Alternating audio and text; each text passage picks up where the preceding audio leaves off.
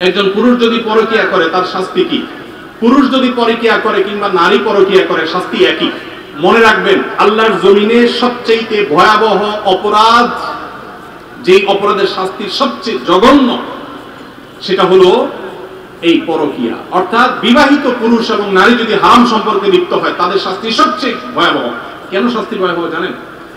এক সময় আমি গত কিছুদিন আগে বাংলাদেশে এক ভাইকে থাইল্যান্ডে দেখা হয়েছে, অনেক বয়স।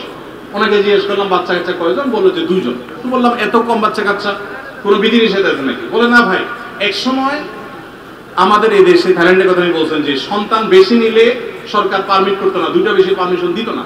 আর এখন সরকার উল্টা, বরং সন্তান বেশি নিলে আরো ভাতা দেয়। একই সমস্যা চায়নাতে। চাইনিজরা বিয়েকে মানে সন্তান গ্রহণ করার ক্ষেত্রে অনেক কড়াকড়ি করেছে। এখন বর্তমানে চাইনিজ সরকার পাগল পড়া হয়ে যাচ্ছে, কারণ জেনারেশন গ্যাপ তৈরি হচ্ছে, সন্তান কেউ নিচ্ছে না। ইতালির একই অবস্থা। গোটা পৃথিবী আজকে সাফার করছে এইগুলোর কারণে।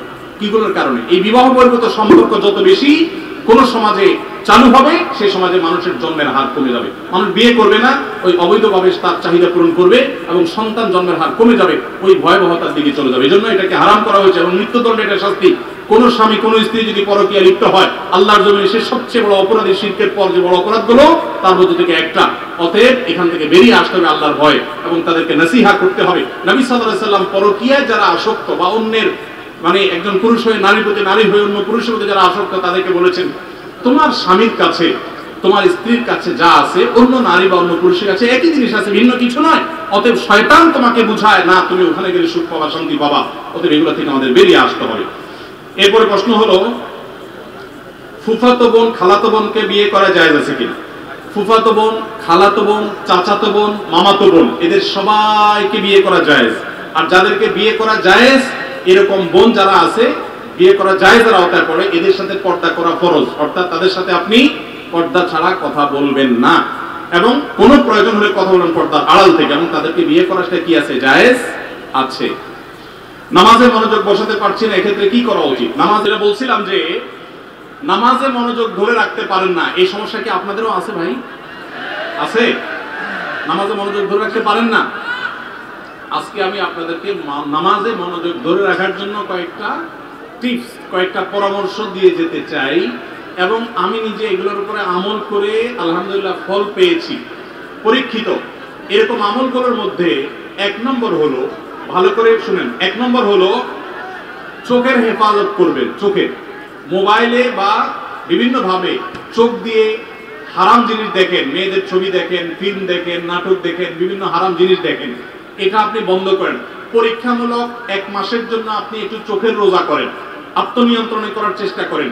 যেই পুরুষ নিজেকে নিয়ন্ত্রণ করতে পারে না, সে আবার কিসের পুরুষ, সে আবার কিসের যুবক? নিজেকে নিয়ন্ত্রণ করার চেষ্টা করেন, এবং চোখের হেফাজত যদি আপনি করতে পারেন, আমি আপনাকে লিখিত দিতে পারি, টানা যদি আপনি দীর্ঘদিন আপনি এই কাজটা করেন, ইনশাআল্লাহ আপনি নামাজ এবং যে কোনো ইবাদতের স্বাদ পাবেন। শুরু করবেন অন্তত। দ্বিতীয়ত, হারাম উপার্জন ছাড়তে হবে। কি ছাড়তে হবে?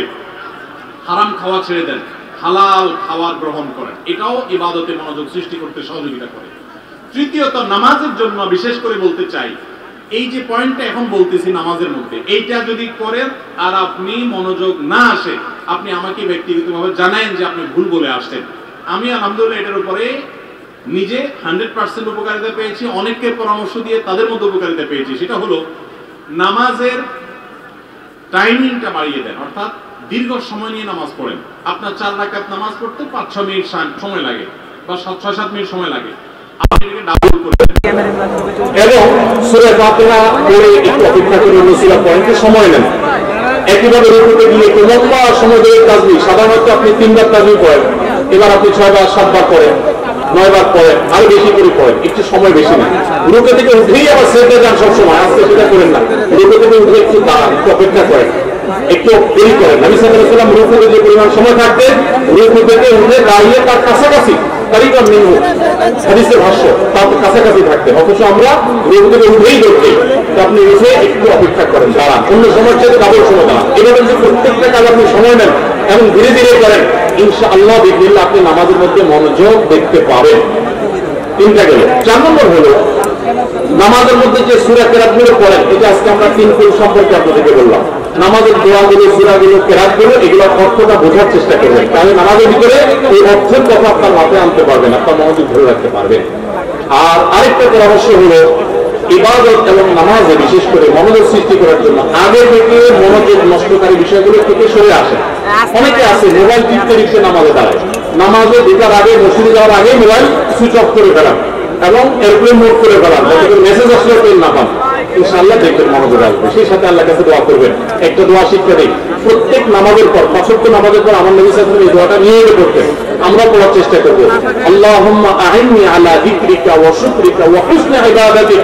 হে আল্লাহ, আমাকে আপনি সাহায্য করুন, আপনার জিকির যেন করতে পারি, আপনার শুকরিয়া যেন আদায় করতে পারি এবং আপনার ইবাদতকে যেন সুন্দর আদায় করতে পারি। এই দোয়াটা ৫ ওয়াক্ত নামাজের পরে অর্থ সহকারে বুঝে পড়বেন, ইনশাআল্লাহ আপনার নামাজে আপনি মনোযোগ ধরে রাখতে পারবেন। আল্লাহ আমাদের সবাইকে তৌফিক দান।